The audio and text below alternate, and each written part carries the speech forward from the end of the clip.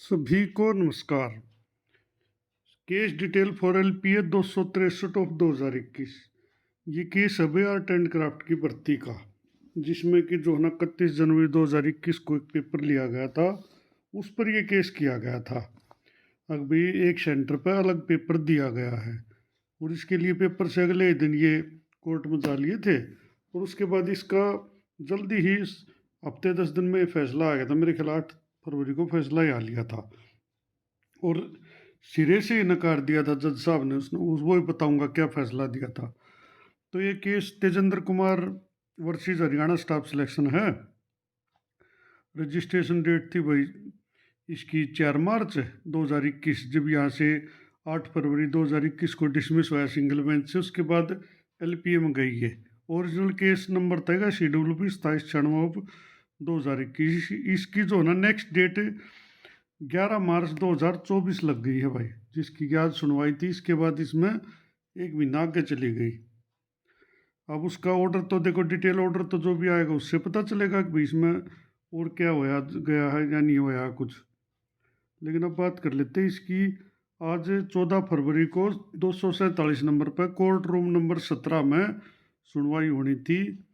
इससे पहले जो है ना इसमें सुनवाई और भी हुई थी, लेकिन ऑर्डर कोई विशेष सा आया नहीं है। अब मैं बात करता हूँ इसकी जो है ना पिछले ऑर्डर की, ये जो, क्योंकि आज की डिटेल तो मैं 1-2 दिन में बताऊंगा जब इसमें कुछ विशेष ऑर्डर आया होगा। जहाँ तक मुझे लगता है इसमें कुछ होया नहीं है ऐसा खास, लेकिन फिर भी हम पूरी तरह से नहीं श्योर। मैं तो हूँ नहीं, क्योंकि मैं कोर्ट में नहीं था भाई। कोई भाई कोर्ट में हो तो कमेंट करके बताइए भी भाई इसमें क्या होया है कि नहीं होया है। मुझे तो इतना पता है भाई, तथ्यों के आधार पर भी 11 मार्च 2024 इसमें नेक्स्ट डेट लगी है।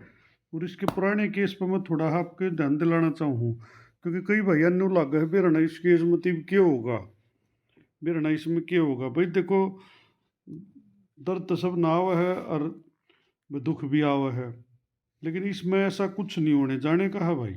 डबल पेपर वाले में कोई मैटर नहीं बनता है, बाकी फिर भी सावधान रहने में कोई बुराई नहीं होती है। तो मैं आपको इसके पिछले केस पर ले चलूँ हूँ। CWP 27/2021, जिस केस को लेकर ये यहाँ पे आए हैं, वो जो सिंगल बेंच ने नए सिरे से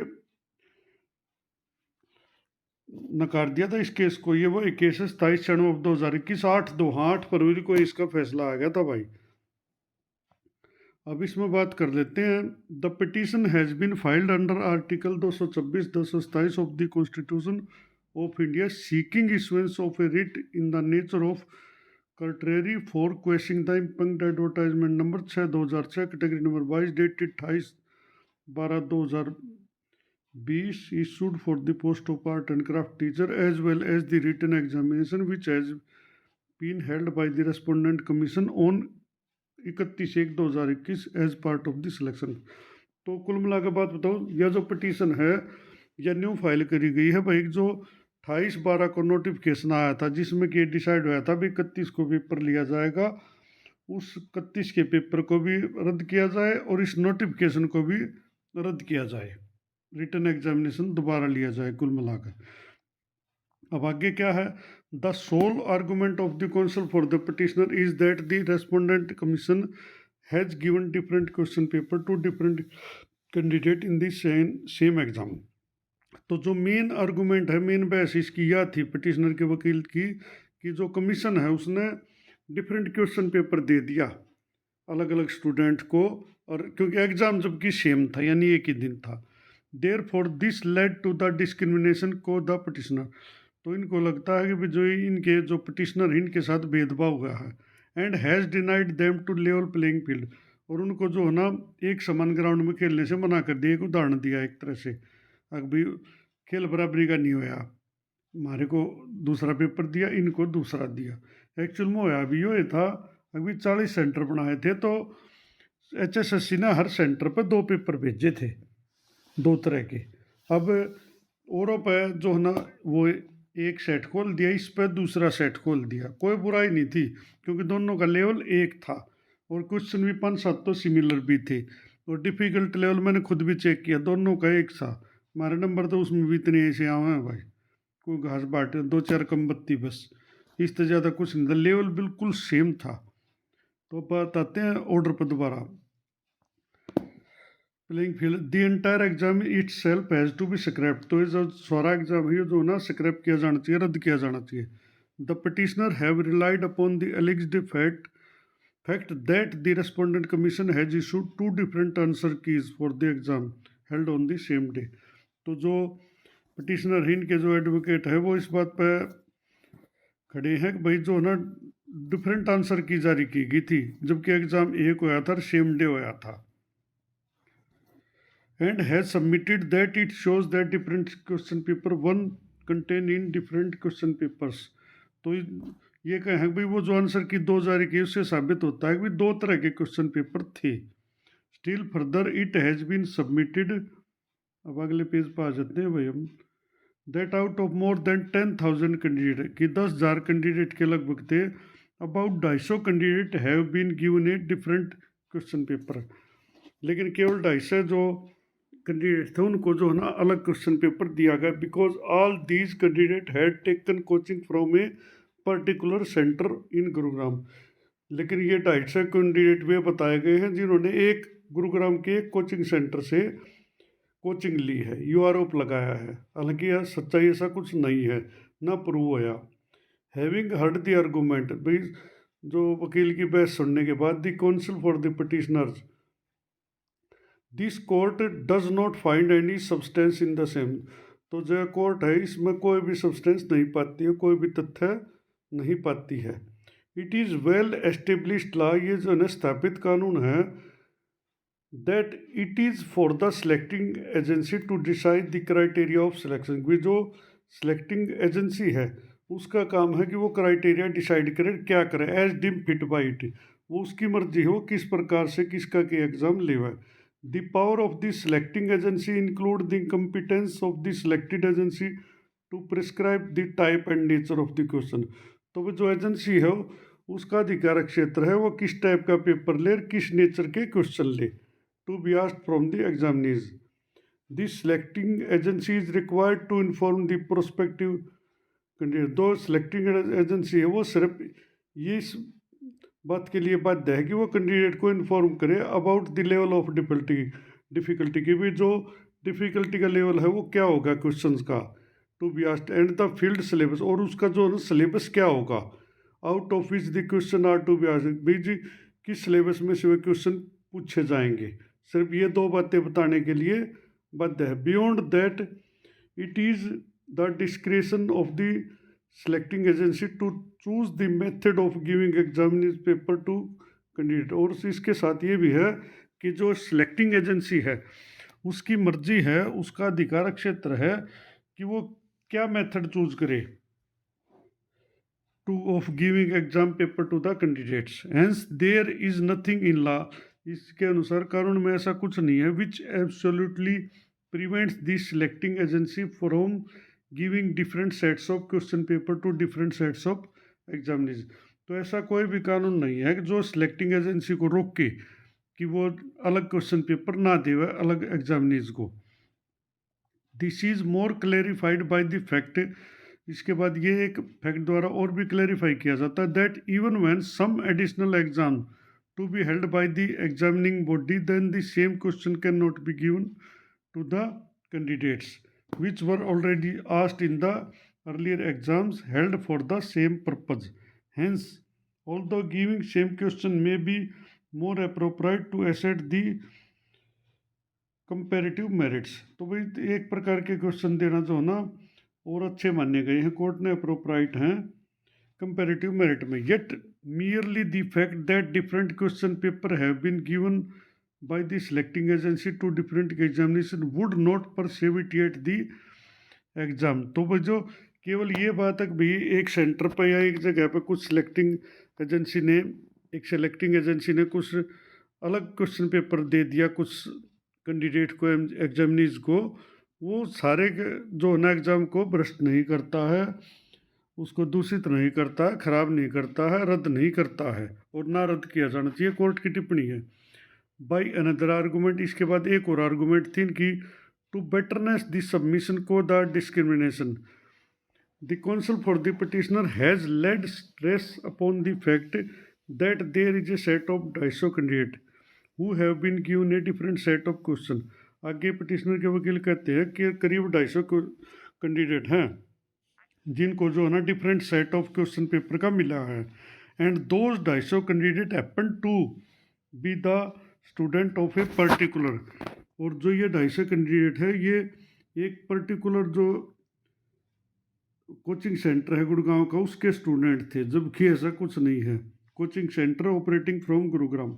however there is nothing on the record to substantiate the said argument of the counsel for the petitioner. लेकिन कोई भी इसका तथ्य नहीं है, कोई भी सबूत नहीं है, कोई भी रिकॉर्ड पर कोई डॉक्यूमेंट नहीं है जो ये साबित कर दे कि भाई ये 250 कैंडिडेट एक सेंटर के थे। ये कोर्ट ने टिप्पणियाँ की सारी।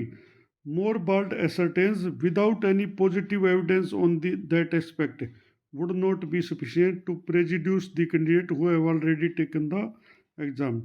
तो बिना किसी आधार के, बिना किसी पॉजिटिव तथ्य के हम किसी के साथ, किसी भी कैंडिडेट के साथ कोई भी पक्षपात या हानि या नुकसान किसी का नहीं कर सकते, जबकि कोई ऐसा तथ्य हमारे सामने आया नहीं है। भाई जिन्होंने एग्ज़ाम दिया हम उनका नुकसान किस प्रकार करें, उनको किस प्रकार रोकें, या जिनका बढ़िया आ गया उनका कैसे रोकें। Conducted by the selecting agency and who might have performed very well in the set exams. जिन्होंने जो है ना सिलेक्टिंग एजेंसी के द्वारा लिए गए पेपर में बढ़िया परफॉर्मेंस दी है और उनके बढ़िया एग्ज़ाम नंबर भी आए होंगे, तो हम उनके साथ अन्याय कैसे करें कैंसिल करके, ये कोर्ट ने टिप्पणी की है।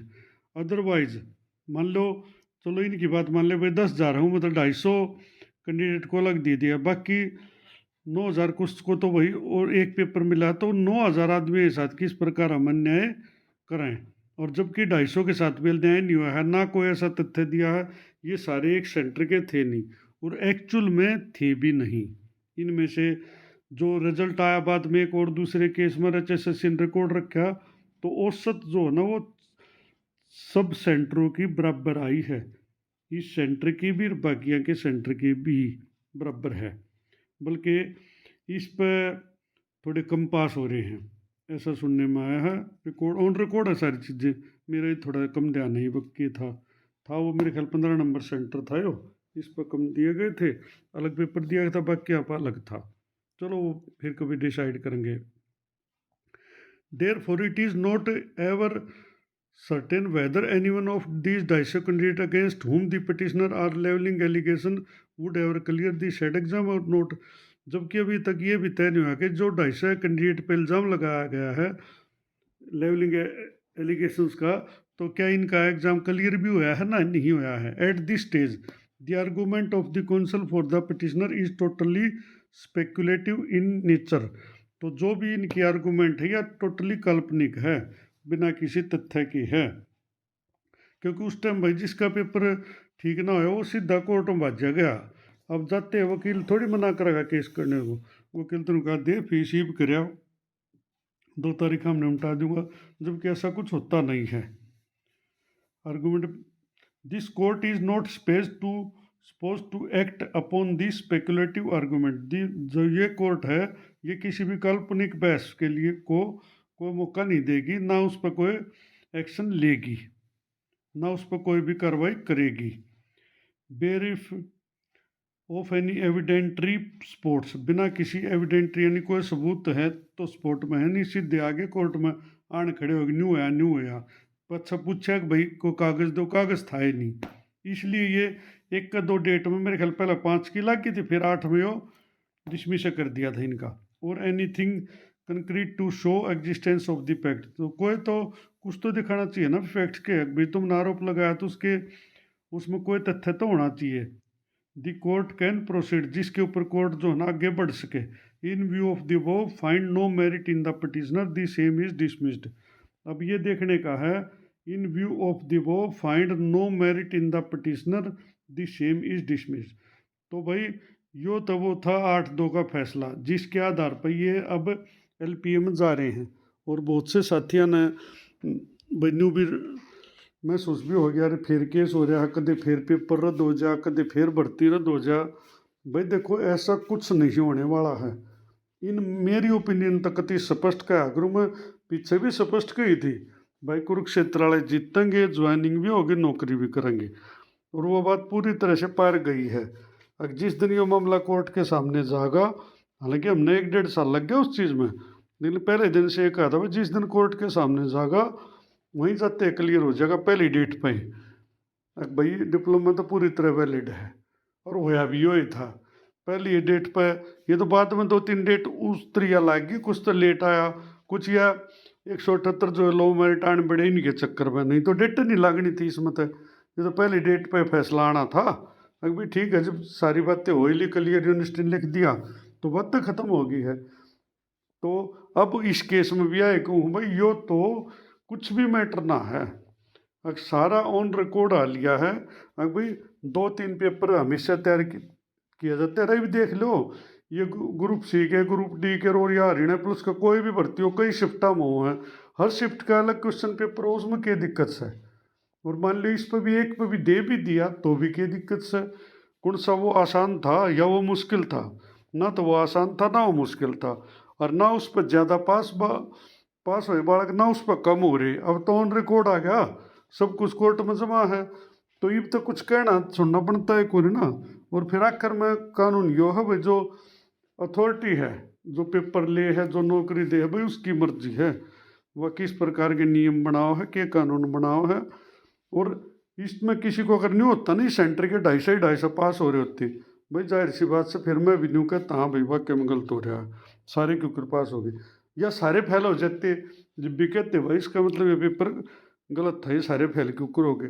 लेकिन जब और सेंटर की निस्बत में बराबर आ रहा है रिकॉर्ड है, उतने हो रहा पास लगभग उतने इस पे हैं, तो फिर तो कोई गुंजाइश रहती ही नहीं।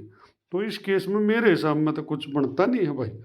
बाकी भाई राम जाने, कहीं ऊँट पे बैठे ने भी कुत्ता पढ़ लिया रहा, वह एक अलग चीज़ है। बाकी कुछ नहीं इस केस में। और नेक्स्ट डेट जो है ना इसमें मार्च की लगी है, 11 मार्च। देखते हैं उस तारीख पर भाई क्या होता है। धन्यवाद भाई।